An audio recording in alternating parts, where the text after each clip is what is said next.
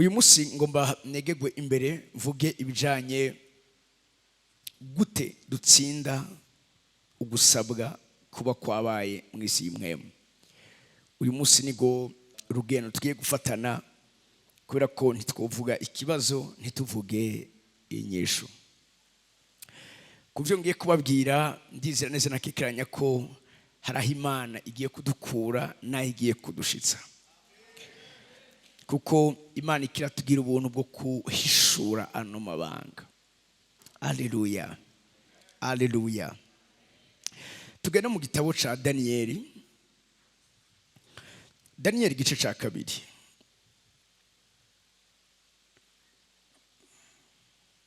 Reka dusome duhere ku murongo wa mbere, mugabo kumbure umwanya kubera ko atari kirenga turashobora kuza turasimba tukaja ku yindi mirongo. Uyu munsi ngomba mvugane namwe intambuko idasanzwe ya mbere ikuriye izindi mu bijanye no gutsinda ikintu citwa gusabwa ku buzima bw'iwawe. Ni ikintu citwa gukuza no kugwiza uburyo bwo guhishurirwa Imana, kumenya amabanga yahishijwe no kumurikirwa mu mpwemu yawe. Kibaye kirekire, reka mvuge kino kintu. Intambuko ya mbere ikomeye izogwa gutsinda amareklamation, gutsinda gusabwa ku buzima bw'iwawe, n'uburyo munyumvirize neza guhishurirwa Imana kwawe kuzokura, n'uburyo kumenya amabanga kwawe bizokwaguka, ni n'umuco canke kumurikirwa mu mpwemu yawe kuzoba kwinshi. Uyu munsi ngomba ndabazane ahantu gutahura kino kintu gikomeye cyane ngo cyagizwe ibanga imyaka n'ibihe, mugabo Imana iriko iraduha kumenya aho ugeza kuganza naho ugeza ihishurirwa, naho ugeza mu kumenya amabanga benshi batiyashoboye kumenya, naho ugeza mu kumurikirwa mu mpwemu yawe. Hari ibintu dusoma ukamengo ni amahistwari aryoshe, mugabo n'amabanga ahishijwe ushobora gusoma ariko ntubibone, kuko ndibwira neza yuko ikintu coba rimwe kabiri kangahe ngo ico kintu gife tucite kari ikintu capfuye gushika gutyo nyene. Mu bintu kenshi nkunze kwitondera nukugira ubushakashatsi bwo kumenya nizihe nzira abatwitangiye imbere benshi baciyemwo kandi tukabona zibageza ku bintu bikomeye. Iki niko ndababwira urugezo rwo guhishurirwa Imana mu buzima bw'iwawe, kubwirizwa gukura. Urazi mwese abatari bake murabizi, ikizana impinduka mu buzima bw'iwawe si ikintu wumvise, mugabo ni ikintu wumvise hanyuma ukagitahura mu buryo bukomeye mu buzima bw'iwawe. Mu yandi majambo, ni ikintu Imana kugiriye ku buntu bwo guhishurirwa. Ikintu Imana iguhishuri igituma ubuzima bwacu buba ubutandukanye n'ubw'abandi, munyumvirize neza, nukungene twahishuriwe. Hari abantu benshi tubona mu ijambo ry'Imana no mu gihe ca Yesu, kubera kudahishurirwa ico Yesu ari, hari ibitangaza vyinshi vyabaciye ku ruhande. Ariko uraba wa mugore yaragwaye ubutinyanka, we yarumvise ivya Yesu ngabo ahishurirwa n'uwo Yesu ari we. Aribwira mu mutima ngo nubwo nokora ku buyonga bw'impuzu yiwe, ico si ikintu capfuye kuza gutyo nyene, ico ni camwa cyo guhishurirwa uyu mugore yagize. Hariho benshi bariko baraca ku mpuzu ya Yesu, hariho benshi bariko barakora ku mpuzu ya Yesu, mugabo si bose bashoboye kwakira ibitangaza barakina mu buzima bwabo. Ariko uyu mugore hishurirwa yagize gicuye umugabo ari yitwa Yesu, aravuga ngo naho nokora kuyonga bw'impuzu yiwe ndabizi neza yuko nza gukira icago canje cose, fe gukora gusa ku mpuzu yiwe. Kubera iryo hishurirwa yagize akoze kuri ya mpuzu, ako kanya nyene Matayo 9:22 nyarukiriza, haravuga ngo buno Yesu arakebuka aramubona aramubwira ati humura mwana wanje, ukwizera kwawe kuragukije. Nyamugore akira uwo mwanya, akira uwo mwanya. Hariho benshi urya mwanya bari bagwaye batashoboye gukira urya mwanya, mugabo ninde yakize urya mwanya? Nuwahishuriwe ico Yesu ari. Kuva umunsi Imana impishurira ano mabanga ndiko ndababwira, ndayamaranye imyaka myinshi, hari n'ivyo gushika uyu munsi ntaremererwa kuvuga. Imana niyugurura, Imana niyabikunda, tuzobivuga mu gihe kizoza.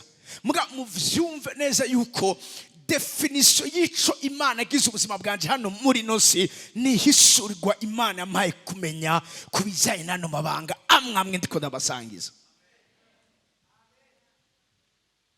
Nufameni mesenza muri cyo kibanza.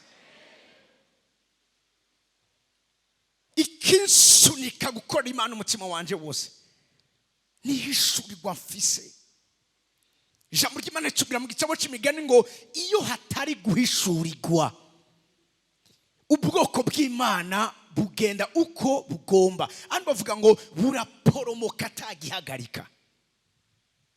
Ingabire idasanzwe Imana yo guha ku buzima bw'iwawe ni hishurirwa ry'Imana ku buzima bw'iwawe. Rero ibi nivyo turiko turakorera. Intambuko ya mbere iduha kunesha amareclamation ni hishurirwa ugira gibijanye n'amabanga Imana yahishije. Mwibuke yuko ijambo ry'Imana ritubwira yuko icubahiro c'umwami ari guhishura, ariko icubahiro c'Imana ari guhisha. Nivuga mu mwene majambo, umuntu Imana ikunze n'umuntu Imana ihishurira ivyo yahishije abandi. Ikizoguha inronge d'avance ku bandi nihishuri gufise abandi badafise.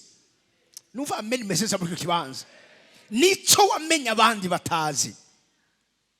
Nurugezo gumuco gugumurikirwa mu muhemu yiwawe. Ibi nivyo tugomba turabire hamwe. Ukuduzwa kwa niziko turavuga ibijyana ukuduzwa kwa guhagaze hano. Nuva ameni meze neza. Haleluya. Okay, Daniel gice ca kabiri, Imana sinzi ngene umunsi ibintu biza kugenda, ariko ngiye gukominika kuno kuri dogere yo hejuru. Usabe mpemu Imana agufashe gutahura.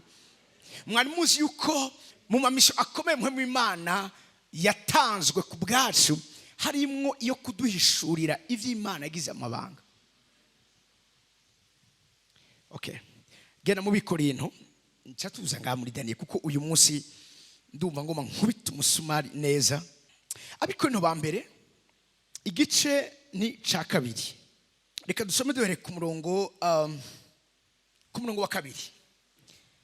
Kuko nagabiye kutagira ico menya muri mwebwe atari Yesu Kristo we yabambwe. Avuze ngo nagabiye kutagira ico menya muri mwebwe. Donc umwitwariko wanje ntiwari wo kumenya ivyanyu, umwitwariko nari mfise wari wo kumenya Kristo Yesu yabambwe.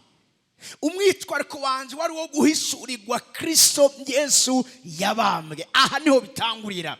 Umwitwariko wanje wari wo kumwexplore, wari wo sinzi kumuhishurirwa, kumumenya vyimbitse.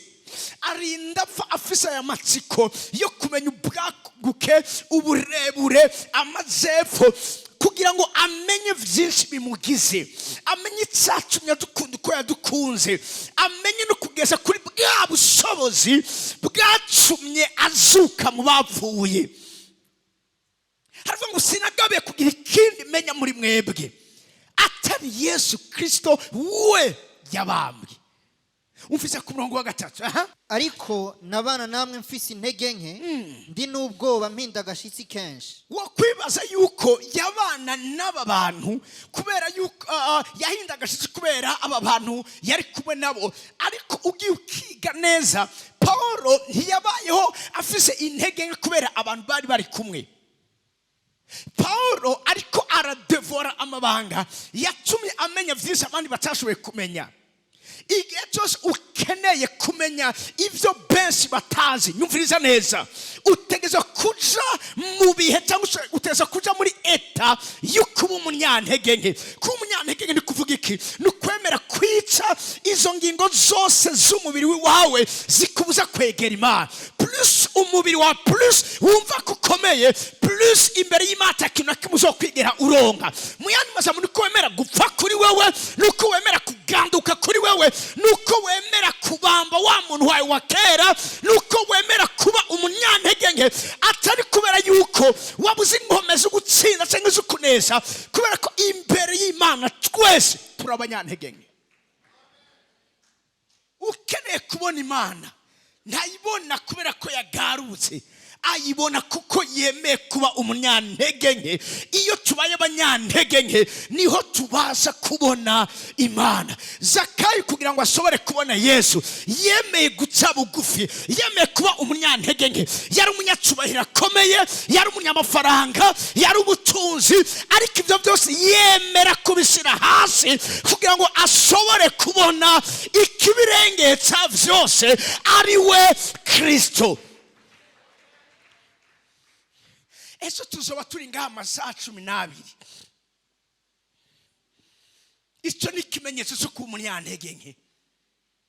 Twese tuzoba turi ngaha turambaraye, tuzoba twicaye ko twicaye, no, twese tuzokwambura ibisubahiro dufise, kuko imisozi Imana ikeneye kuyisura nk'Imana ubushobozi mu buzima bw'iwawe hariho kwambura guteza kuba heza ubuzima bw'iwawe. Imana ikora n'abantu b'amafyeri, Imana ikora n'abantu nje cyo muze murabe. Iyo abantu batanguye kumva ari bitangaza, ubushobozi bw'Imana buragabanuka muri bo, influence mu isi muhemira gabanuka muri bo. Havye ngo nabana ntamwe mfise intege nke. Intege nke ariko aravuga kuko yashaka guhisura Kristo mu buryo buteye ubwoba kandi buhambaye. Yabwiza kumanuka, yabwiza ku munyantege nke. Ku munyantege ni kuvuga ni kwemera kudashoboye, ariko ari Imana ishoboye muri wewe. Ni kwemera kumanuka bati Imana ntagufise naco mfise. Ni kwemera guca bugufi umutima ukavuga ngo ni igiki kindi gikome mu buzima bwanje atari wewe. Yewe sigura ubuzima. Iyo turiko turadora Imana, iyo turiko turahimbaza Imana, harimo ikintu cyo guca bugufi kuko tuba turi imbere y'umwami w'abami. Abagaragaye igihe cyose imbere yiwe babaye abanyantege nke. Mwizu biratubwira abakuru 24 aba barepresenta autorité spirituelle, aba barepresenta gouvernance y'Imana. Mugabe igihe cyose babona ivyagiye ku ntebe, misozi bama bikubita hasi bagakura ibisibo vyabo bakavuga ngo urya wenyene yicaye kuri ya ntebe niwe yera urera nta kindi bavuga. Abamarika igihe cyose niyo position bama barimo. Igihe cyose uzobiraba Imana iza gukora bidasana mu buzima bw'iwawe, uzoza gusanga hari igikorwa wakoze cyo kumanuka, kwimba ubwoba rugera kure. Niko Yobu avuga, kure y'aho abantu baba, ku buryo abantu atatu bakwibaza ko, abantu bakibaza kumengo wasaze, abantu ntibakumve gute mwijoro utakiryama y'amasaha waho uryama. Mugabo vyuka ugafukama hasi ku gitanda cyawe ugafukama ukarambarara uri kurahamagara yaremye ijuru n'isi. N'abana namwe mfise intege nke. Igihe cyose ukeneye guhisura amabanga y'Imana akomeye, biragusaba kugira iki? Kuba muri leta yo kuba umunyantege nke. Ibi vyinshi ndiko ndabigisha uyu munsi, nama ndabihabwa umubiri wanje wahagaritse gukora amaraso. Nama ndabihabwa umubiri wanje waregeye bidakunda ko ushobora kuguma mpagaze iminota 2 cyangwa iminota 3. Aya mabanga kenshi ndayahabwa mese nk'uwaravye ndambaraye hasi nk'wapfuye.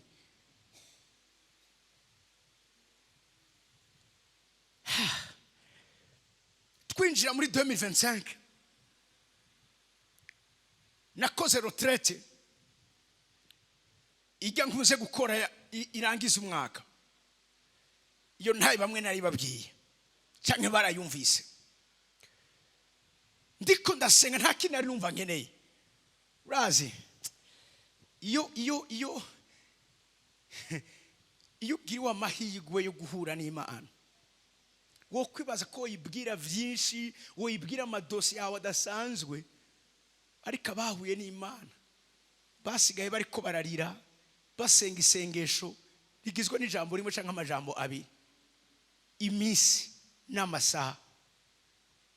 Kubera ko iyo ariko arakwishuza gusanga ya myitwaro kufise bimwe wifuza ko yo gukorera bitakiri ibikomeye, bitakiri singeno bivuga, there are no more matter. Hicho gene rumva nkeneye kasura kungenderera nkuko yangendeye mu myaka iheze. Ntabwo ndamubwira Yesu ndagukumbuye, muri ano masengesho nta kinifuza, nifuza kusubira kunyiyereka, nifuza gusubira kukubona. Apana gusa kubona mu muhemu, oya ndashaka apparition, ndashaka kungaragarira imbere nkakubonesha amaso yanje. Aramaze ko binkoresho zari zikeya, numva ndamukume parce que araheze igihe. Icyo gihe nkibivuga ego nivyo narumvise presence yiwe, mbwa amaso yanje ntihigeze amubona. Harahera iminsi mugabo aricyo ndiko ndabandana ndamusaba. Sohotse aho hantu nariko ndasengera, umupapa wabo acarambwira ibitangaza yabonye mu mwanya nariko ndasengera aho hantu. Arambwira ati umwana wacu wa nyuma yaragwaye kwa muganga, buri kintu kimwe agwaye. Umwana atangura gupfa, atangura kurerembuza amaso. Ati twakoze ibintu byose twabuturana ko umwana tuko turamutakaza. Ati ariko nibuka yuko umusavye w'Imana ari mu nzu yacu ariko arasenga. Ati nsafata umwana mushira ku ruhome noba ndinga bamushira ku ruhome go ngado uruhome gwaho ariko ndasengera mugabo apani ndani inyuma. Afata umwana amushira kuri ugo ruhome, haravuga ati Mana ndazi kuri kumwe n'umusavye wawe, dukiriza umwana wacu ari karapfa, umwana wacu ari karagenda, dukiriza umwana. Ako kanya kimushira kuri ugo ruhome, umwana atangura gukira, amaso yari karagenda aragaruka, umwana inkome ziragaruka mu mubiri. Ako kanya umwana acarakira uwo mwanya nyene. Zewe sinzi ikintu kiriko kiraba, akiri ngaho atangaye. Umwe Yesu jewe ntariko ndabona, acaca muri gwa ruhome asohoka mu cuma narimo. Wa mupapa gitangaye acabona Yesu aciye mu ruhome, araza physiquement ahagarara imbere yiwe, atangura kumubwira ivyiwe, acamubwira n'ivyanje. Aramubwira ngo umusavi wanje uramubwira ibi nibi. Sanibuka ko jewe namusavye ko aza akanyereka, nivyo sinamubonye. Mugabo narumva ko ariho ari. Naramwumva nk'igihe nigeze gukora amasengesho, fise attaque, fise réclamation y'umusataniste akomeye cyane. Rimwe ndyame sinzovyibagira, ngira iyerekwa une vision ouverte. Mbona kuri plafond ntawo mmengo n'igitambara ba processe ko filme. Mbona intambara, mbona ifarasi z'intambara, mbona imiriro, mbona intambara zikozera, numvije audible rimbwira ngo imikogote n'amafarasi y'umukozi wa Satani naka biriko birakurondera, ngo ariko weho mwana wanje nagusengeye, ngo kandi narungitse ingabo n'imikogote yanje y'intambara kugira ngo irinde ubuzima bw'iwawe. Ico gihe nabihawe ndi masengesho y'imisi 3 sengera ku musozi aho twaba tuja gusengera kwitwa kwa Kayondi. icyo gihe sinzovyibagira ku munsi wa gatatu ngiye numva nta nguvu mfise mu mubiri kuko amasengesho ntanywa ntarya mugabo kubera ingendo kuva ngagenda ku musozi umubiri wararuha cyane ariko ndiko ndagenda numva umuntu acishije ikiganza mu kiganza ciwanje numva aramfasha ndumva neza yuko hari umuntu turi kumwe numva ijwi rambwiye ngo kubera intege nke z'umubiri wawe utoshobora gushika iyo ugiye gusengera ndakuruke umare ko gufata kuboko ngo agushikane kandi araza kukugarukana icigwa mperuka kubigisha agaciro k'amaraso mu isi y'imhemu nagiyawe mwiyerekwa ryuguruye gutyo nyene mwijoro ntasinzire ntariko ndarota umareka araza aransigura ahagaze imbere yiwanje mugabo ivyo vyose vyari mu bihe nashobora gutahura ibiriko biraburazi yuko iri umwana mu vy'imhemu ubukora ibintu utazi impact bishobora kugira mugabo ico gihe niho nakuye iri banga yuko igihe cyose umubiri ubaye umunyantege nke nico gihe imhemu zacu zikomera kandi zikamukibanza zishobora kugira ububasha bwo kumva no gutahura ibinyegezwa vyo mu isi y'imhemu siriko muri kumara muri kino kibanza na Paul ariko aravuga benshi ndabisikora amaskwira ama experience surnaturelle ku buzima bwanyu muri ubwo buryo mugabo biba ryari nta musi n'umwe Imana ngende mu buryo bukomeye ndiko ndatura imibe mpaze nta musi n'umwe Imana ngende mu bihe bidasanzwe ndiko ndaraba film igihe cyose Imana yange n'igihe cyose nkenera kubona Imana n'igihe umubiri wanje wari ufise intege nke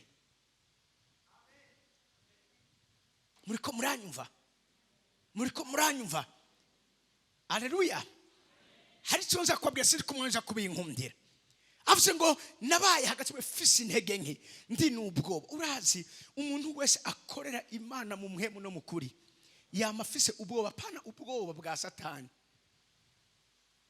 ubu bwoba ni ubwoba buterwa no guhagarara muri presence y'igitinyiro kirenze c'Imana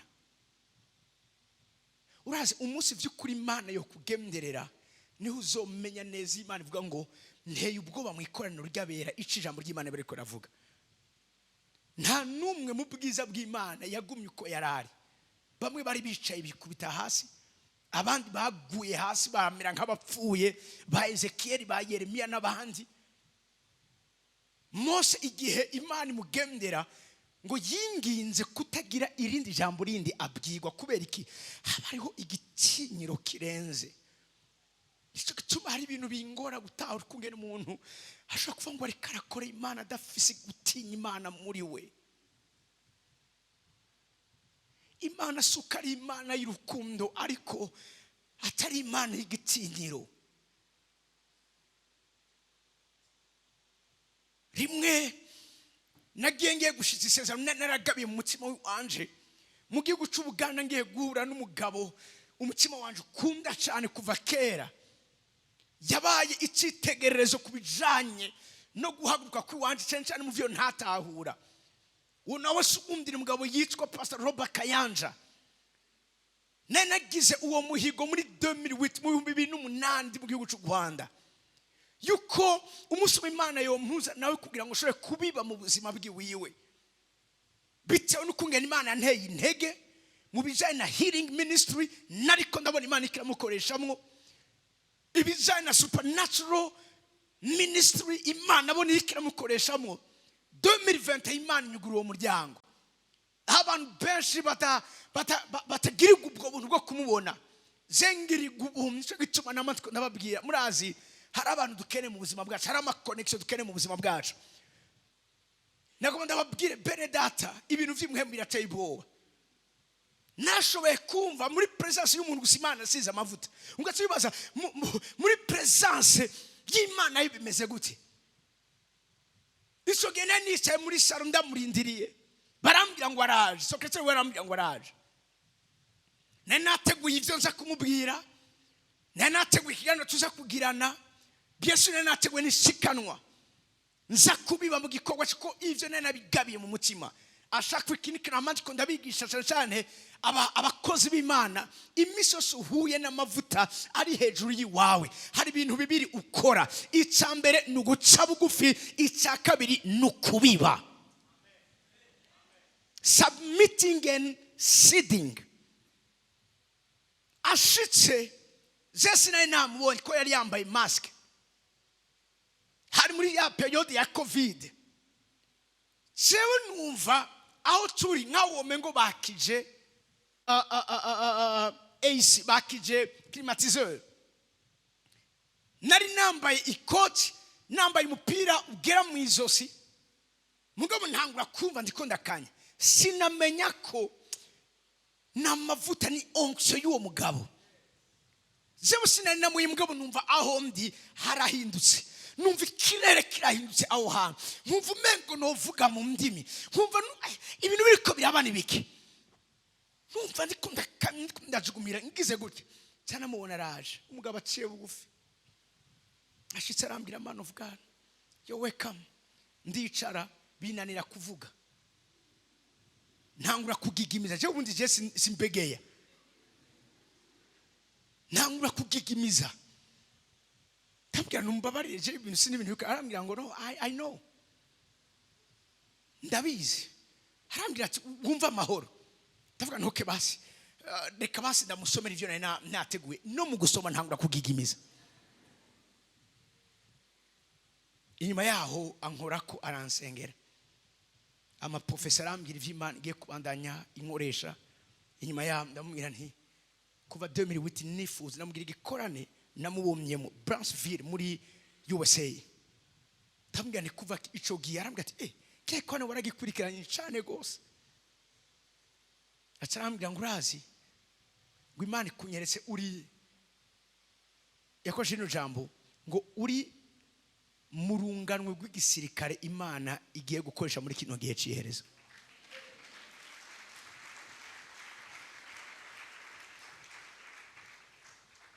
aransengera ndabiba inyuma yaho ndaza muri presence y'Imana nukunyene umuntu ahinda gashitsi umuntu aragira ubwoba atari kubera ko ari ubundi bwoba bundi mugabo ni igitinyiro c'Imana uvise umurongo wa 4 Jesus imvugo yanje no kwigisha kwanje ntivyarimwe amajambo y'ubwenge yo kwemeza abantu ariko vyaserukamwe mhemu n'ubushobozi vyaserukamwe mhemu n'ubushobozi vyaserukamwe urazi igihindura abantu sukungene wartikiye amajambo yiwawe sukungene wabaye imvuzi sukungene wabaye convince sukungene uravyumva washoboye kwemeza abantu no ikizana impinduka mu buzima bw'abantu naya majambo reka ravuga ni mhemu n'ubushobozi iyo mhemu n'ubushobozi biriko biraseruka aha niho umuntu bimwe yobu yavuga ngo narumvije ivyabo ugutwa ariko uyu mwanya sukuvyumva gusa ndiko ndabibona biracika ubuzima haravuga ati imvugo yanje ntiyarimwo amajambo y'ubwenge bwo kwemeza abantu ico si cy'abantu bakeneye igihindura ubuzima bw'abantu n'ubuzima butangwa n'umutima utangwa igituma muhinduka samajambo y'ubwenge mba ndiko ndavuga ariko nukungene muri ayo majambo haserukamwo mhemu n'ubushobozi ikigutuma umuteza gufata ingingo yo guhinduka haleluya ndabizi ko ntibiri populaire ntibikunzwe n'isi ibintu biri likely mugabo ivyo nivyo biri mu buzima biraryana mugabo biravyara ikiba mu isi birababaza birariza mugabo biravyara ico guhagurutsa ubuzima bw'abantu ntuva meze neza uvuza ku murongo wa 5 kugira ngo kwizera kwanyu ntiguhagarare mu bwenge bw'abantu ariko guhagarare mu bushobozi bw'Imana komeza yamara tuvugana ubwenge hagati mu batunganijwe gose tuvugana ubwenge hagati mu batunganijwe gose muvyumvirize neza uribwira ko uri umunyabwenge ariko ubwenge bariko baravuga ngasi ubwenge munyumvirize neza bagereranya n'ubwenge abantu basanzwe bafise. Ibi biratandukana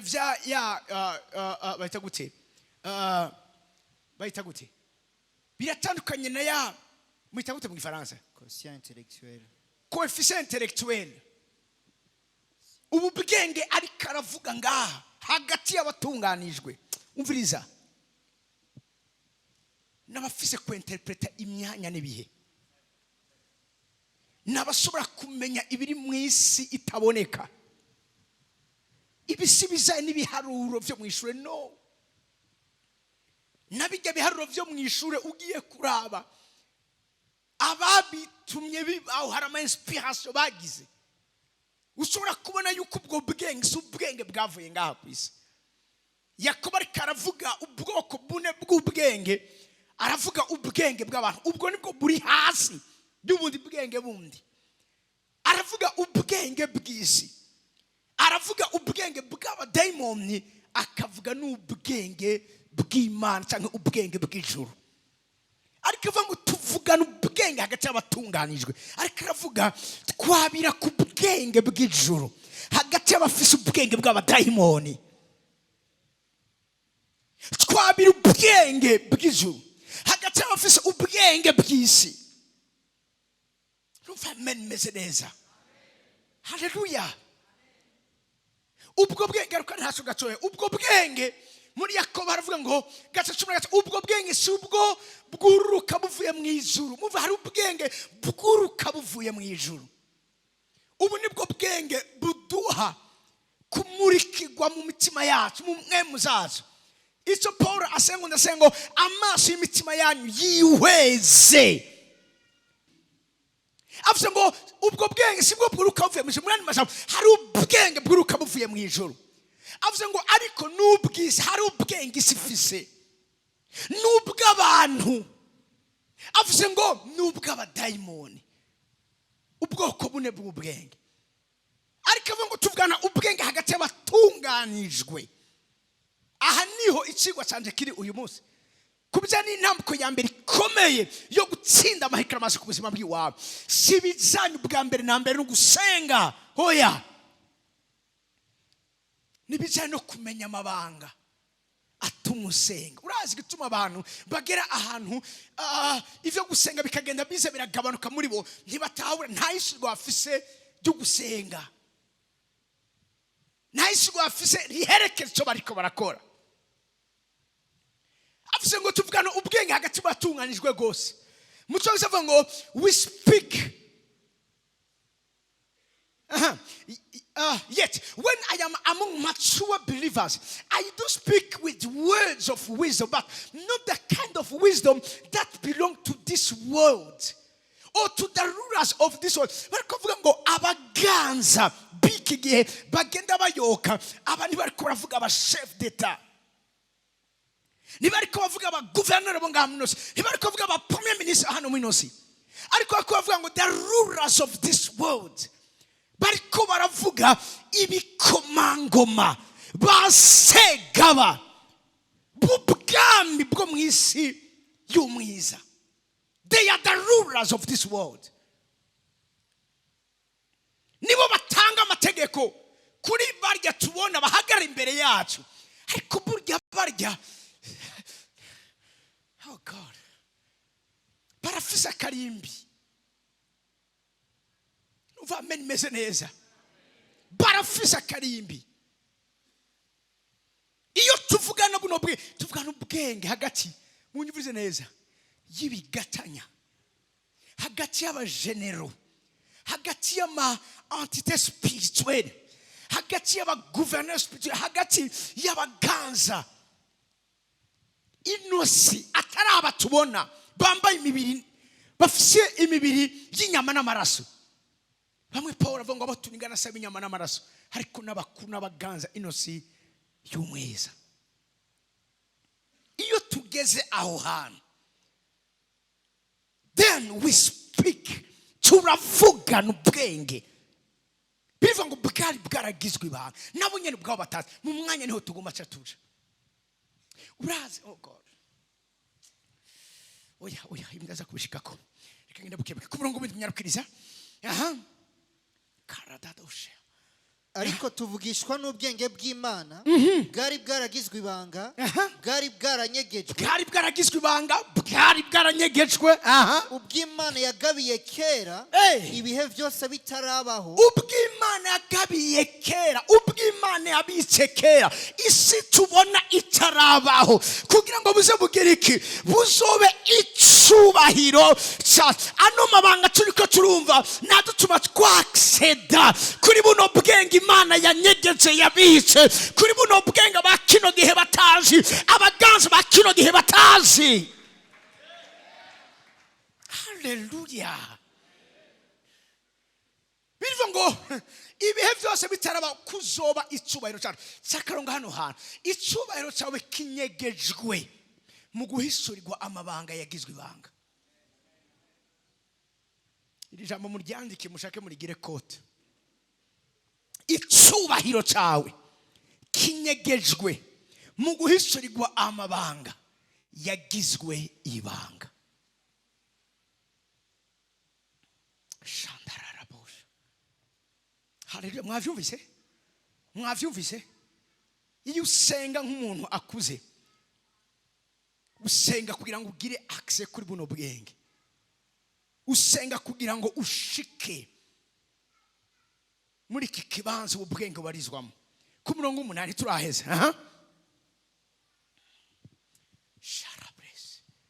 kandi mu baganza b'iki gihe nta wabumenye. Mbwira umuntu hano wati mu baganza b'iki gihe nta wabumenye.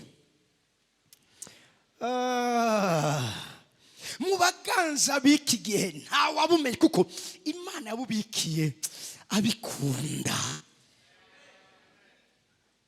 Umviriza iyo baba barabumenye ntibari ko barabamvye umwami w'icubahiro. Umurongo w'icenda ariko nkuko handitswe ivyijisho ritigeze kubona. Mbwira umuntu ati ivyijisho ryawe ritigeze kubona. Ivyijisho ryawe ritigeze kubona. Sharaprovatea. Ivyijisho ryawe ivy'Imana kubikiye si ivyo umaze kubona bijya umaze kubona bijya ntibirimo mu vyo Imana yakubikiye. Numva amen message muri kibaza.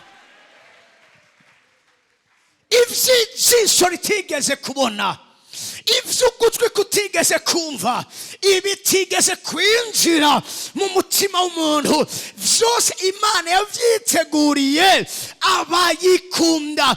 God has prepared for those who love him. Abamukunda abamurondera ubudahumeka aba niwe yabike ivyijisho ritarabona ivyo ugutwi kutarumva. Iki gihe sengero ni gihe tugiye kugira access ku vy'amaso yacu atigeze kubona. Ivyo umaze kubona warabibonye ariko hari ibintu utari bwigera ubona Imana igiye kukwereka. Hari ivyo wumvise ariko hari ibintu ugiye kumva ugutwi kwawe kutarumva. Amaso menshi ku mwami w'abami.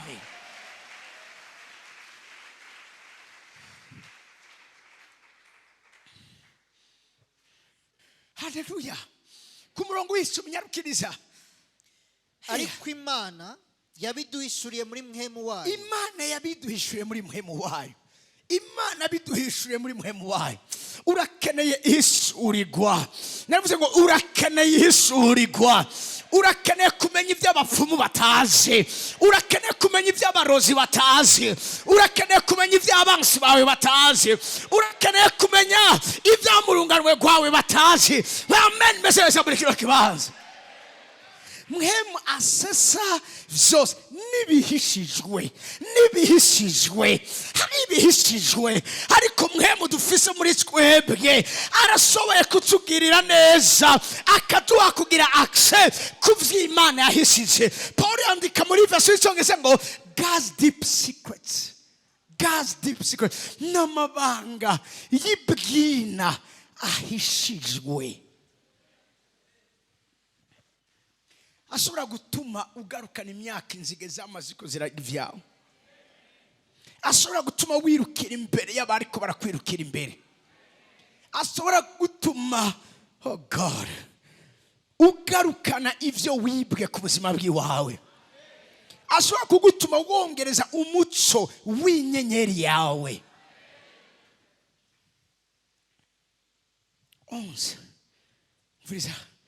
Ninde mu bantu azi biri mu mutima w'umuntu atari muhemu yiwe iri muri we? Niko n'ivy'Imana biri, ntawe ubizi atari muhemu w'Imana. Duze ariko tweho ntitwawe muhemu y'isi, ariko twawe muhemu ava ku Mana. Umviriza, kugira ngo tumenye ivy'Imana yatugabiye. Ibi bintu byose biranje, tumeje no babwiye ni za ndogoba nubwo uri kurazirondera, ariko ubundi zarabonetse. Ndabasarishe gatoya muri kino kibanza. Haleluya, haleluya. Amasezerano y'Imana ameze nka sheke baguhaye itanditseko, blank check. Ivyo amasezerano y'Imana ukomeze ku buzima bwacu, ariko ni wewe wo kuzuza igiharuro ukeneye.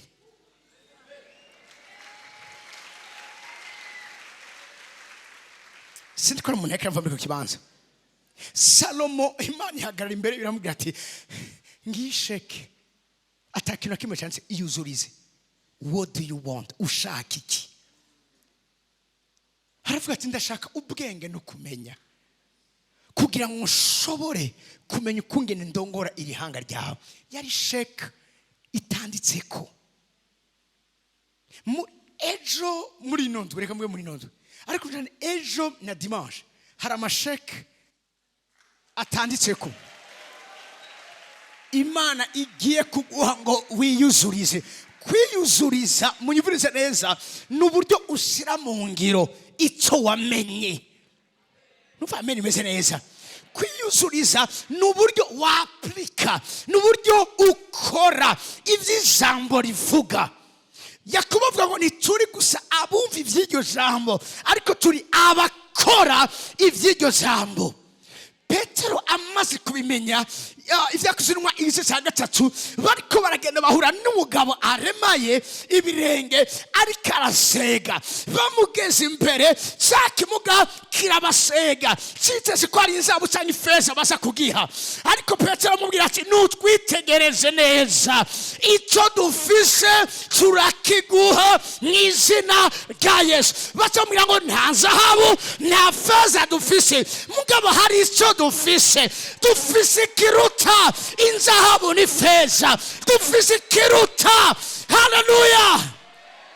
Amafaranga akoreshwa hano muri nosi, bamufata ukuboko bamubwira ngo ubu nyene mu izina rya Yesu Kristo umunyanazareti haguruka. Ayo mafaranga no yaguka zoyajya gahera, ariko ngomba ndaguhingabire izogutuma igihe cyose ubukeneye amafaranga uzoyarondera ukayaro.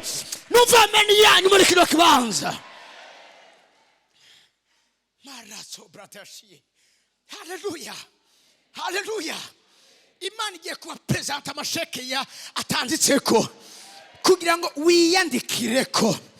Uviriza Bibiliya mu Imana yambwiye ngo saba amahanga ndayaguha, ati ku mwandu saba amahanga, ask me nations, saba amahanga, apana igihugu, saba amahanga n'impera zayo.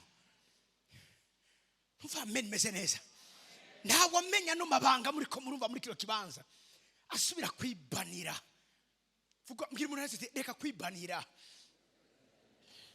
Haleluya. Wewe ntukeneye ivyo kukubeshaho.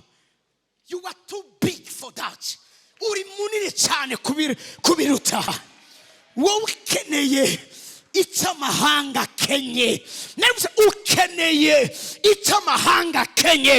Icyo ni Imana ikeneye kugufumbatisha. Icyo ni Imana ikeneye gushyira mu biganza byawe.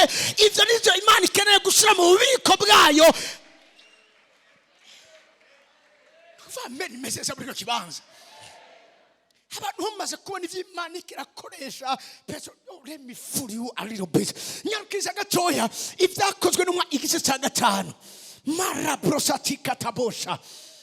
Wera ku murongo wa 12. Haleluya. Haleluya.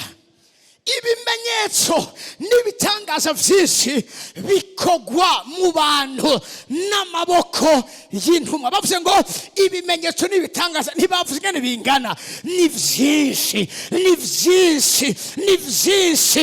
iyo uzuriza ibyo ukeneye, iyo uzuriza ibyo ugomba, iyo uzurize ibyo umutima wawe ushaka, ibitangaza n'ibimenyetso byinshi bikogwa mu bantu n'amaboko y'intumwa. kandi abo bose bakorana mu ibaraza rya Salomo n'umutima uhuye. umviriza 13. ariko mu bandi nta muntu yatinyuka kwifatanya nabo, nta muntu yatinyuka kwifatanya nabo. yamara abantu bose barabashimagiza, abantu barabatinya mugabo bakabamvia, barabatinya ariko bakabakunda, barabatinya ariko bakabona ari abantu b'igikundiro. icyo ni Imana ikeneye gukora mu buzima bwacu, ikeneye ko abantu batubona. nuvamenya imeze neza muri kino kibanza. kamugeza ahantu umuntu yumva neza kukugoroka kw'Imana kugeza aho hantu. icyo gituma ndi contre y'amamuvuma n'amamuvansi yose ariko araza agenda degrada igitinyiro ku bantu b'Imana. kera abo twakomotse ko agakiza kabo abantu bose barakubaha, abantu bose barumva umuntu avuze ngo numukizwa, babona umuntu yemeye gupfa, umuntu yemeye kubaho kubw'Imana, umuntu yemeye kuriha ikiguzi kizimbye abandi badashobora kuriha. muga kino gihe agakiza gasigaye kazimbutse, kizwa umusambana, kizwa umukororinda, kizwa umubesha, kizwa ugume uri kuratwara abagabo b'abandi n'abagore b'abandi, kizwa ugume uri kurarya ibiturire. Imana ibona mu mutima kandi usaba imbabazi ntacyo bitwaye. ijambo ry'Imana ritagutera kumva ko kwanka ikintu cyose isi ikunda. ndakekeranya kiryo ari ijambo rivuye ku Mana.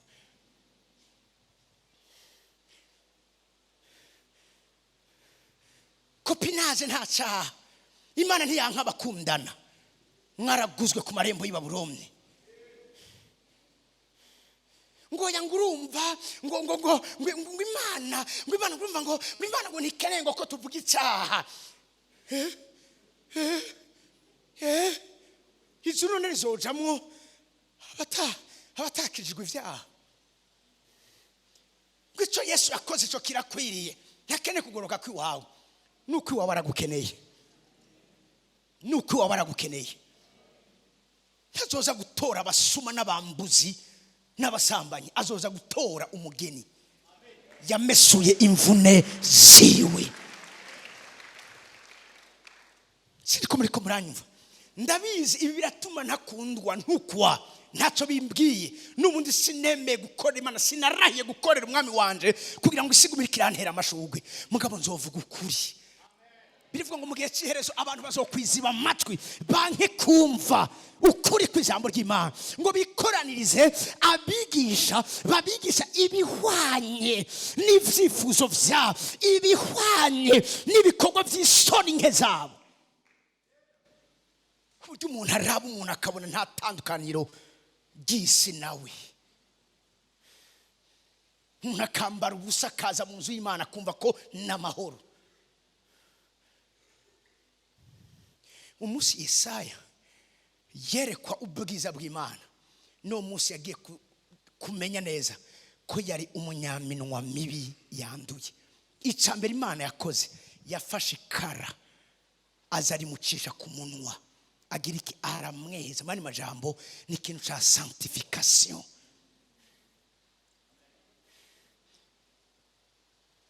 siko muri ko muranyumva? barabatinya, barabakunda, mugabo ntawe atinyuka kwifatikanya nabo. barumva neza yuko kuba nkabo bisaba ikiguzi kiremereye. uyu munsi ore butari muri babandi wumvise inkuru mbi ucushira mu gihano Imana. Mana nanje sinja gusenga, wanyirengagije nandi ndakwirengagiza.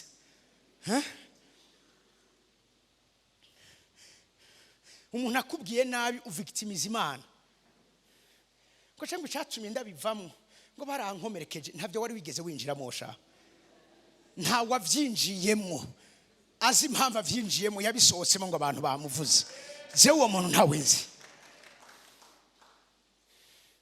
ko bansitaje bashaka nazo gucira hano cira bebe cira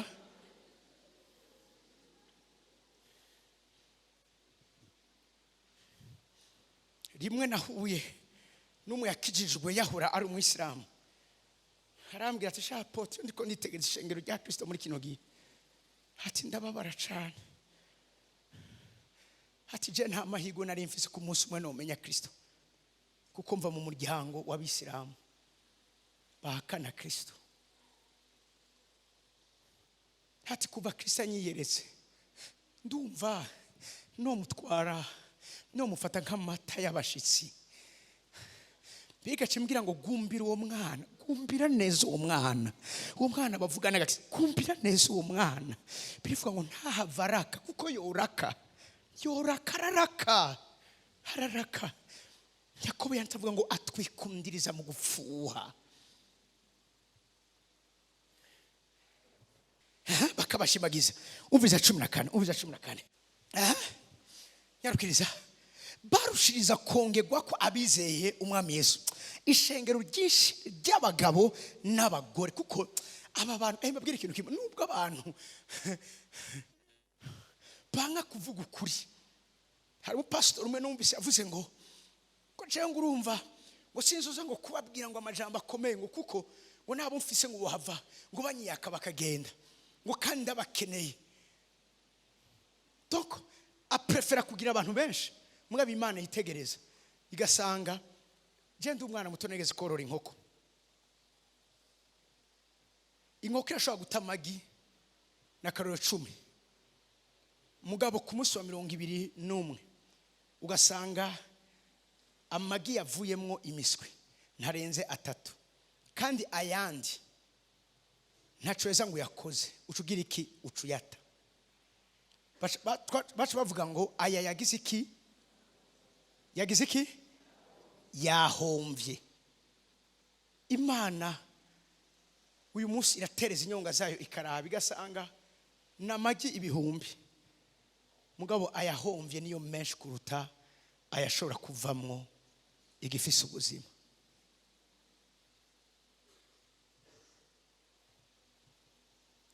ngibi ibintu ni wavyakira neza ukabibika mu mutima wawe bikabiziritse umutima wawe ngibi ibintu bizogutuma udahombera Imana muri no rungano rw'ibidambi I'm telling you abonse ku maberebere y'ukukuri aho bageze hose bari distinga ntawe babwiriza ngo senga hari cagira camhemu kibatwara gusenga ata programme yo gusenga ihari namadiko daronka ama felicitation y'abapastori aho bagiye mahanga aho basabagiye bambwira ati Imana guhezagire turakene kumenya ukungene wareze abana bawe tinabakiri bato nta numwe ahoba umwe yarambwiye mu apote mu birigi arambwira ngo ishengero ryanje ko bamwikanguru twahoze dusengera atari kiryo kangure ko rifata kibanza kubera abana wavyaye mva amen imeze neza umviriza ku murongo wa 15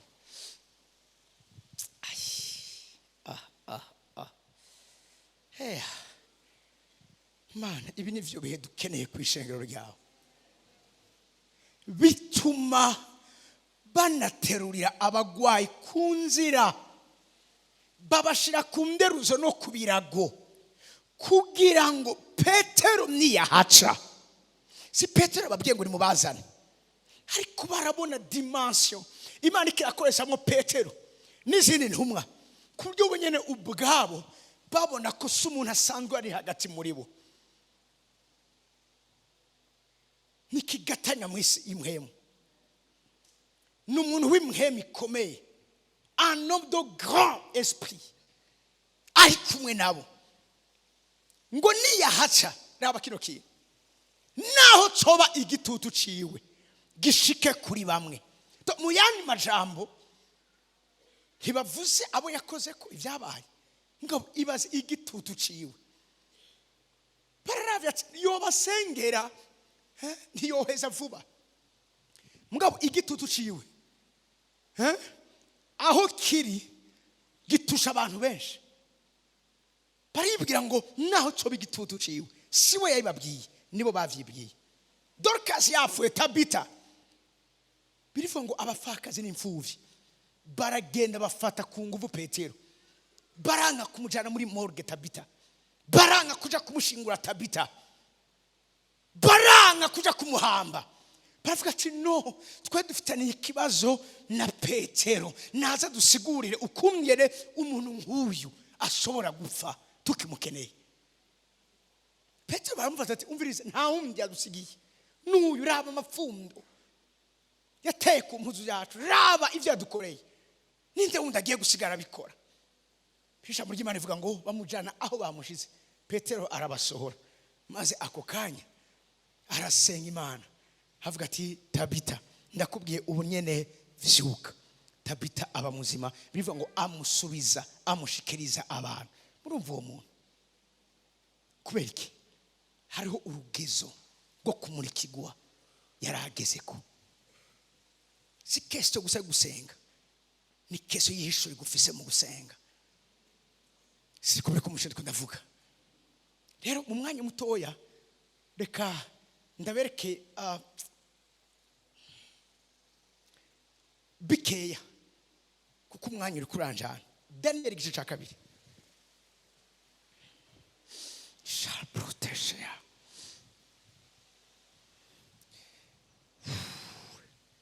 nakuna kumushaka kugira rino hishurirwa ngo ushaka kumuri urasabwa kandi bagasanga uri disponible uraza abantu basaba bagasanga uri disponible abana bati hinge gato ntibaragera kureka tubakuronderere mugabo hari igihe tugira amakomande kuri za Amazon za Alibaba bagaca kwandikira akantu kavuga ngo out of stock amaze kubona ku kantu uri kurasaba mwashaka kubwira ati icuri kurasaba hano ntikikibarizwa ngaha ngira umuntu ari handi wawe ngo ibigiye kugusaba bigiye gusanga utakibarizwa aho bashobora kubironka. The one you are asking for is out of stock. Ntakihari ku isoko uwo muntu ntagugwa. Sinzi gitumi amen yawe ndashize ngaha. Bagira amanama ku marembo uravyumva y'ikuzimu ariko batire concrete ati murazi ibyo dukora byose ni mfa gusa urya ntagurika urya nta giciro ciwe gihari urya abarizo mwana ngoma ndabasarishe kandi Yesu we abarizwa ahantu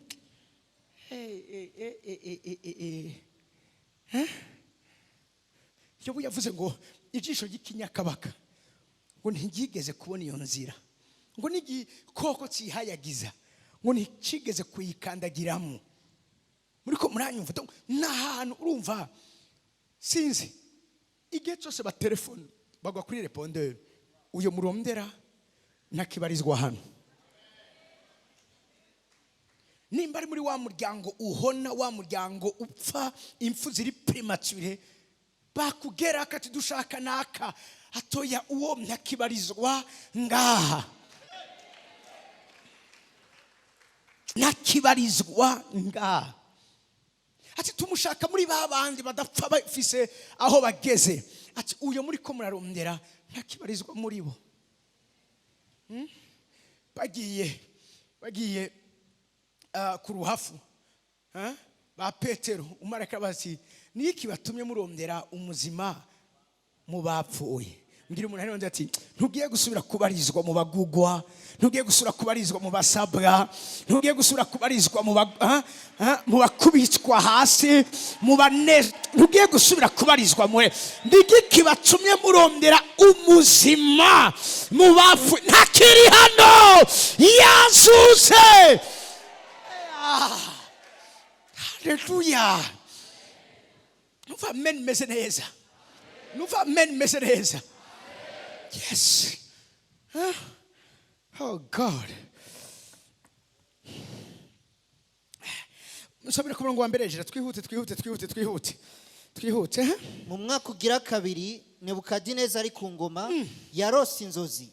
Nuko ahagarika umutima itiro ryiwe riraguruka. Umwami acahamagaza abanyamareba n'abapfumu n'abarozi n'abakarudaya ngo bamubarire inzozi ziwe. Ego. Nuko bararenguka bahagarara imbere y'umwami. Umwami arababwira ati narose inzozi mpagaritse umutima. Maze abakarudaya bishura umwami mu rurimi rw'igisiriya bati mugenzi nyaguhoraho uturotorere izo nzozi twebwe abasavyi wawe duheze tukumenyeshe ko zisobanurwa. Nuko umwami yishura abakarudaya ati vyamvuyeko kandi nimutamenyesha izo nzozi n'ingene zisobanurwa muzohimbagurwa kandi ngo zanyu zosigara ari amatongo. Listen to this. Yosefu igihe arotorera inzozi Farawo yari yazivuze. Ariko hano Daniyeli aje mu gihe umwami Nebukadineza ariko arababwira ati narose inzozi kandi zimpagaritse umutima. Ndashaka muzindotorere. Nabati tubwire zari zimeze gute? Arababwira ngo byamvuyeko. Ni muri bitangaza. Mbwira ico narose hama mu misiguro zacu. Mucogeza kuri verse 5 nkavuga ngo muri NRT. But the king said to the astrologers, I'm serious about this. Ndiseriye kuri ibi bintu. If you don't tell me what my dream was and what it means, you will be torn limb from limb and your house will be turned into heaps of rubble. Mutambi arabati, I'm serious about this. Sindiko ndafyina.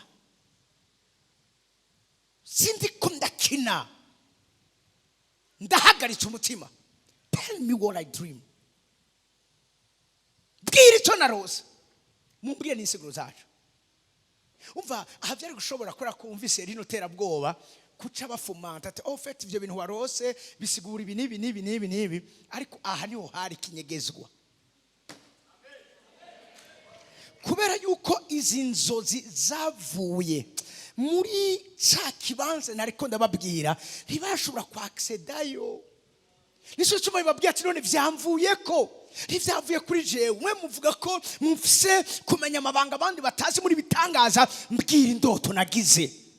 Ariko ndakunda inyishu bano bantu bishuye kuko kameme barazi aho bahera naho bagarukiriza. Ku murongo wa 6 nyarukiriza. Ariko nimwadondora izo nzozi n'ingene zisobanurwa nzobagabira batasure mbaho icubahiro cinshi. Nuko rero nimundonderere izo nzozi n'ingene zisobanurwa. Nimundondorere izo nzozi. Nimundondorere izo nzozi. Arababwiye nimwabimenya ni kimwe nababwira ibijanye no kunesha amahikramation bihagaze ku kumenya iby'abandi batazi. Hari isurirwa iyo urigize automatiquement ubuzima bwawe burahinduka. Iyo somye itangura igice cya 41 nkasoma mpere ku murongo wa 48 kumanuka mu mwasi kumwanze kubitomerera twari kuza twasa. Yosefu yafuye kuvuga icinzozi Farawo yagize zisobanuye ako kanya nyene ubuzima bwiwe bwari buhindutse. Amahekamaso ari ku buzima bwiwe yaraheze. Siriko buriko muranyumva ariko reka ndabasarishe gatoya. Oh God. Ima itangura 41 tarabrondeshia bakumurongo 25 gatoya ico nivugira. Paratoshia turiko tuga hejuru bamuhamagaje ni kuri verse ya kangahe? This, yes.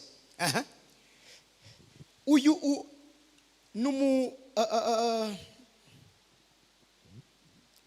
numukevyi nako ndandira ijambo.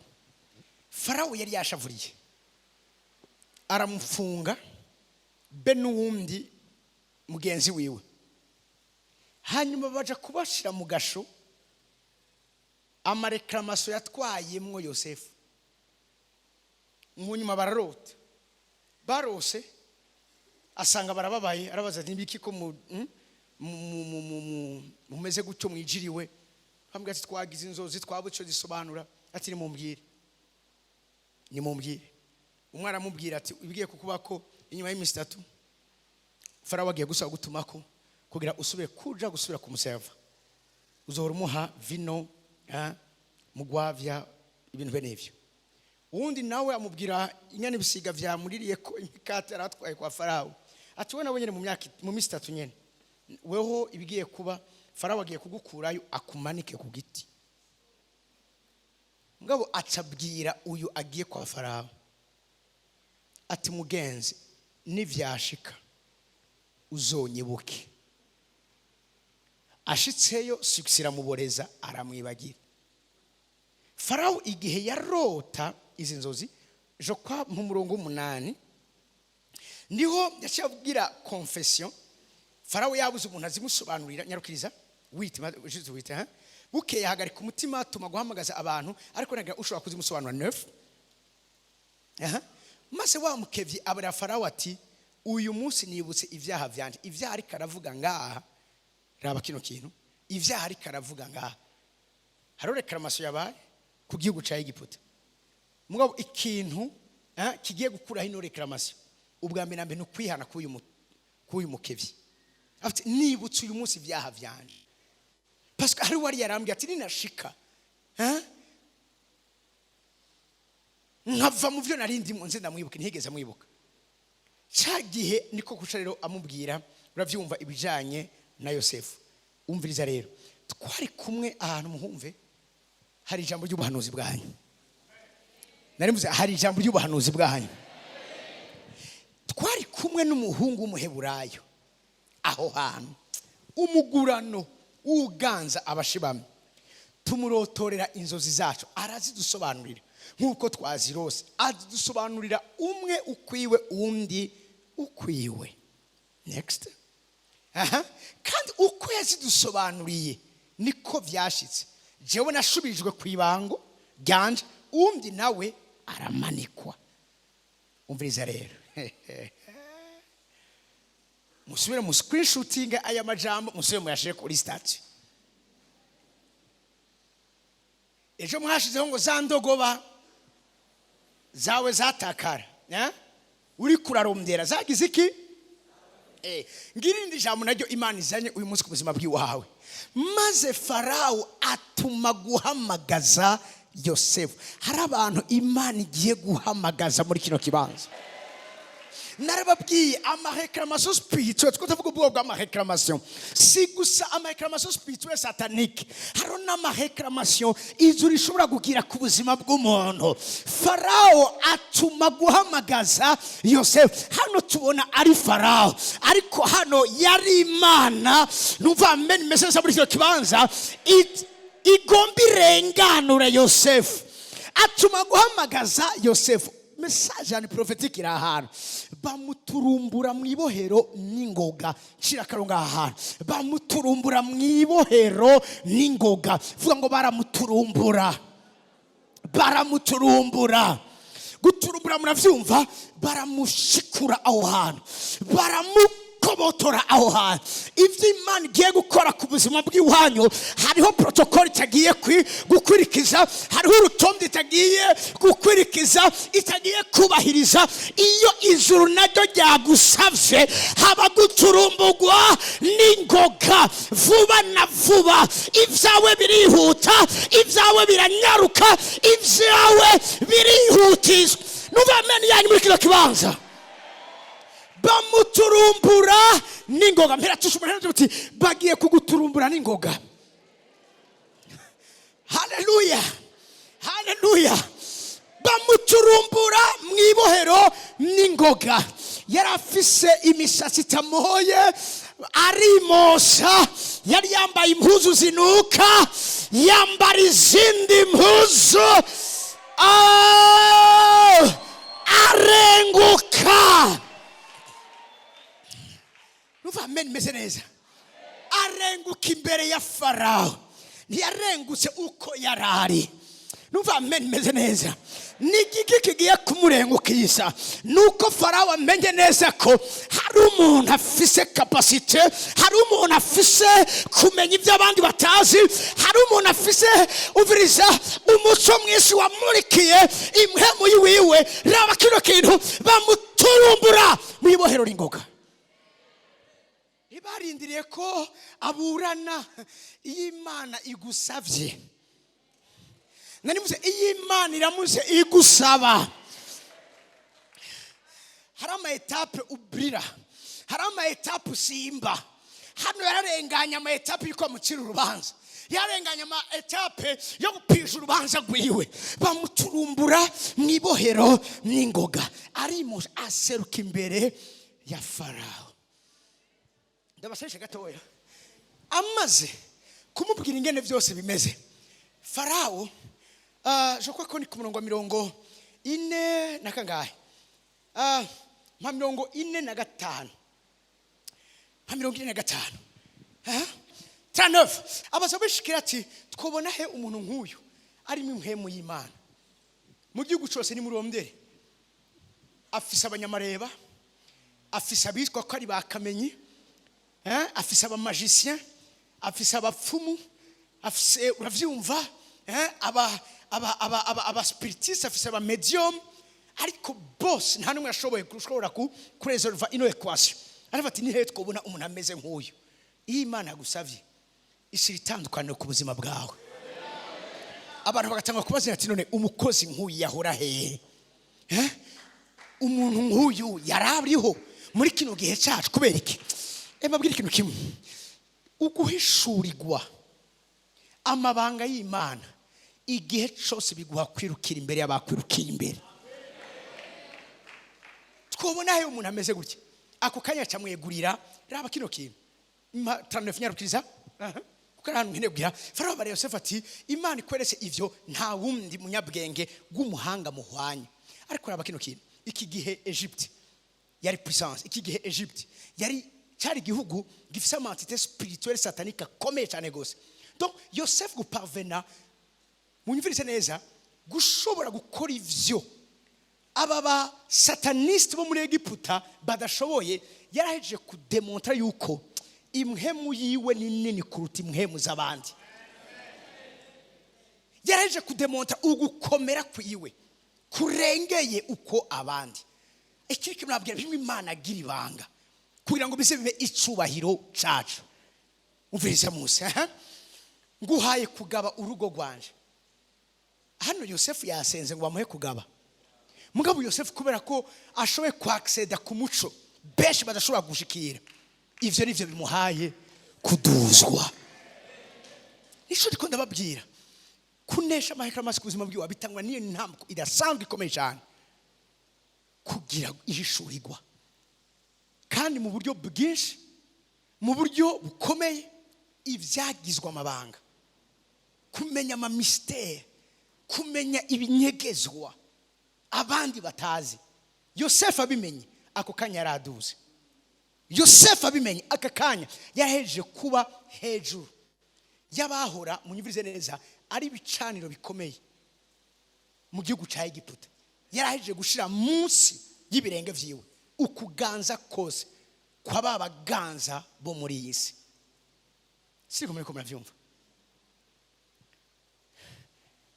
Reka ndabahe karara salamu nyarukiriza. Raba oya kumagaho gatoya, nguhaye kugaburwa gwanje, kandi abantu banje baze bumvira ico uzovuga ku ngoma yanje yonyene niho nzogusoma mane majama havuye jewe ni wewe. Ariko aha naho nyene Yosefu agomba harenge. Umva kavuze ati ni jenzo kuruta mugagomba gere ahantu na Farawo nawe nyene ubwo yavuga ati ibi bintu mvuze byuko ndazi byo mvuze, agomba camushira hejuru yiwe. engene bandaba kuri chapitre 45 batubwira ngo raba kino kintu Yosefu atumako se Yakobo aramubwira ngo erega Farao yamugize se gaba no yamugize se wiwe. Yosefu yageze ahantu aba spiritual covering yo gutwara ikirere cy'amareba. Siko muri ko muranyumva utwara ikirere cy'isi y'umwiza. Ashitse imbere yiwe arabona ko nubwo yibwira yuko hari umuntu yamurikiwe, hari uri hejuru yiwe afise umucurenzi wafise. Nguhaye kugaba urugo rwanje, havise kungo banje niho nyene nzogusumba. Kandi Farao yunga abarira Yosefu ati raba nguhaye kugaba igihugu cyose cya Egiputa. Donc mani majambo akakanya kubera uku kumenya yarashoye kuba hejuru y'ikintu cyose cyo muri Egiputa. Aha mu vyume neze ko muri ama hotel satanique yo muri Egypte.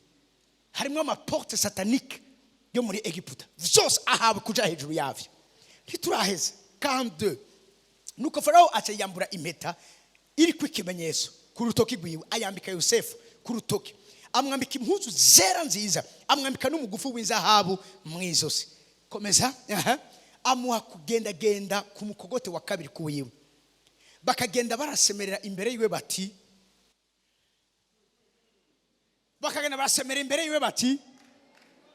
Generalize ko mfise ba Yosefu ngaha na ba Josephine hano. Numva meni aba Josefu na ba Josephine muri kino kibanza. Bakagenda barasemerera imbere yiwe bavuga bati ni mumufukamire. Nuko amwa kugaba igihugu cyose cya Egiputa. Nituraheza nyarukiriza Farao bare Yosefu ati jewe Farao ndabivuze nta uzotaramura ukuboko canke ngo asingure ikirenge mu gihugu cyose cya Egiputa utavyemeye. Haleluya. Nituraheza karanze Farao yita Yosefu irindi zina amwita Safenati Panea. Amushingira Asenati mwene Potifera umuherezi wo mu gisagara ca Og. Yosefu araheza agenda igihugu ca avuga ngo agenda mvuga ngo mu majambo yexersa ukuganza ku gihugu cyose ca Egiputa. Amaze kugera ngaha rero hariho akanyuma ngoma ndabatekerere mukira ngo mujane nyarukiza gatoya ku murongo kurikira. Yosefu amaze imyaka 30 igihe yarenguka ubaze ariko abayereve a 30 ans. Nuko arijura ava imbere ya Farao agenda igihugu cyose cya Egiputa.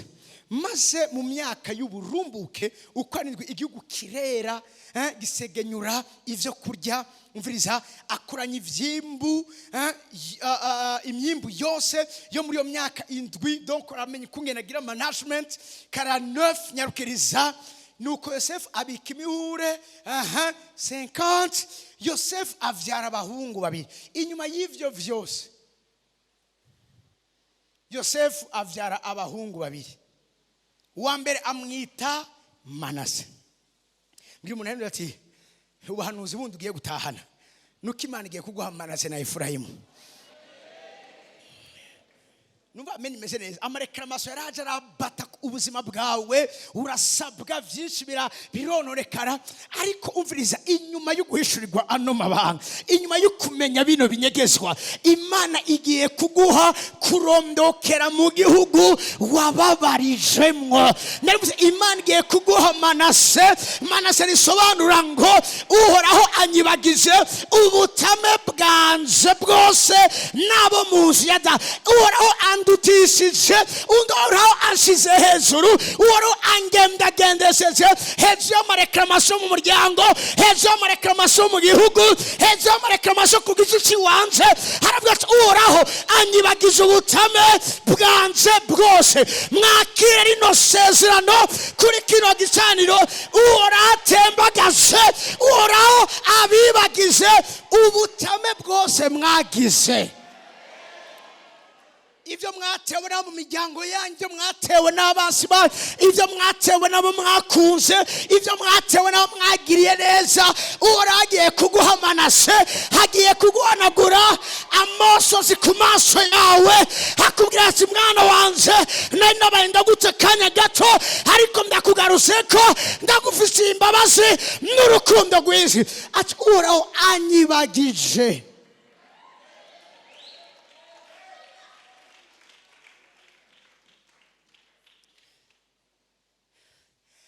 Ntiyabyaye Manase gusa, uvuriza yongera avyara wa kabiri amwita Efurayimu.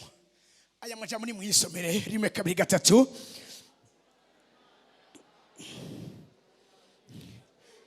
Ndashaka musoma kandi ati Uhoraho cyangwa kuko Imana yamaye. Soma kandi kurondokera mu gihugu, kurondokera mu gihugu. Ndashaka kubasarisha gatoya n'abasezera. Anyibagize umubabaro natewe nabo mu nzu ya data, anyibagize ubutame natewe nabo mu nzu ya data. Aranyibagije.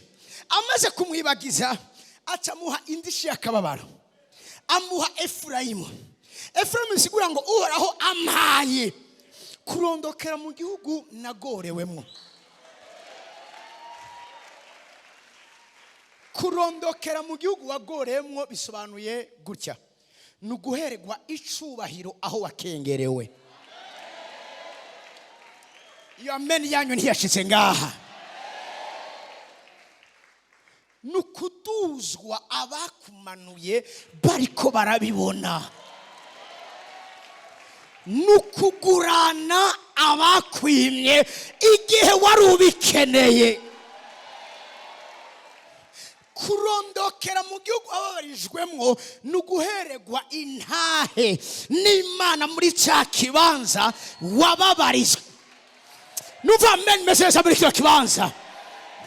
Nuko Imana iza gukorera harya nyene vyononekariye, niho nyene iza gukora ibimenyetso bitangaza n'utwumiza. Yosefu yabaye hekame muri kino gihugu, ariko kandi Yosefu yaherewe icubahiro muri cya gihugu nyene yasabwamwo. Amen message muri kino kibanza. Mu maso y'abamugurishije, mu maso y'abapfukana bamwase, aho nyene ni Imana yashimye kumuhera icubahiro. Amen yanyu muri kino kibanza. Uno mugoroba wakire kwibaruka amahasa. Amahasa ndiko ndavuga ni Manase na Efurayimu. Nukwibagizwa umubabaro wagize, nukurondokera mu gihugu wababarizwe. Nuva amen meze neza. Mu yandi majambo, Imana ntiyirengagiza amosozi warize, ntiyirengagiza amaborogo wagize, ntiyirengagiza agasuzuguro wagize, ntiyirengagiza ugutaka wagize, ntiyirengagiza guhebwa kwabaye, ntiyirengagize ikintu na kimwe ku vyakubayeko. Nico gituma agiye kuguha Manase, yongera guhe Efurayimu. Azokwibagiza, yongera kugwiza amasimeshi.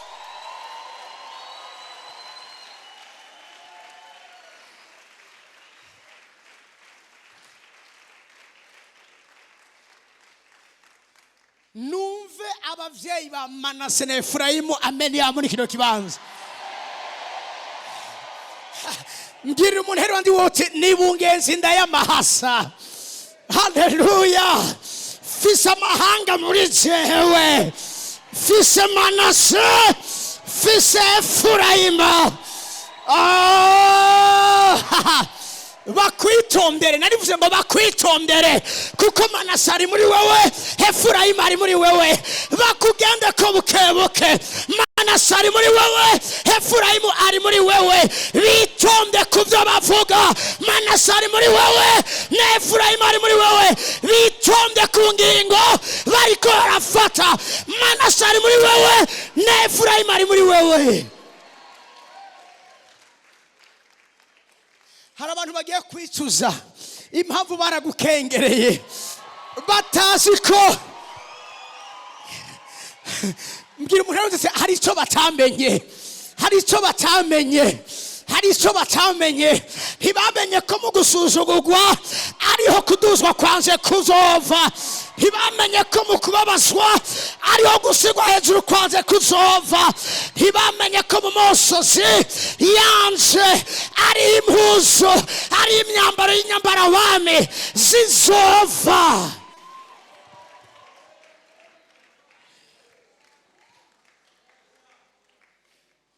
Ivyo bigeze bamenya. Icyo ni Imana yabahishije. Babona utavyara mugani bari buzi ko amahanga azokomoka kuri we. Biravuga ngo ewe Bethlehem, naho uri muto mu ntara ya Yuda. Ewe Bethlehem, naho uri muto mu ntara ya Yuda, ariko ni muri wewe abaganza, abami, abategetsi, ni muri wewe abacunguzi, ni muri wewe abatabazi bazovamwo. Yo, haguruka. Nakundi urumva akarimbo cyanumva hafi yanje ni kakani nyene muzi. Uko tuzasa ikura ishugwa, ni naco gituma habisi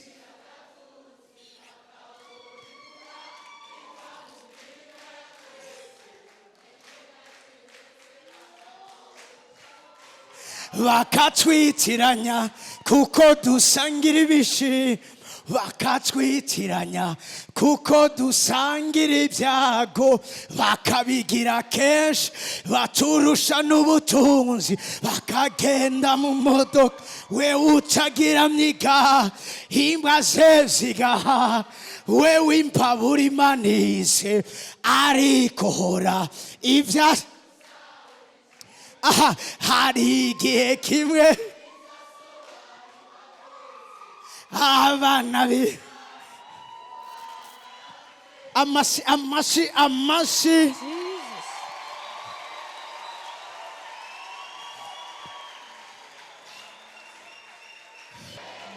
mwakire guteturugwa, mwakire gutabagwa, nimugende mukayanganira amahanga mu izina rya Yesu.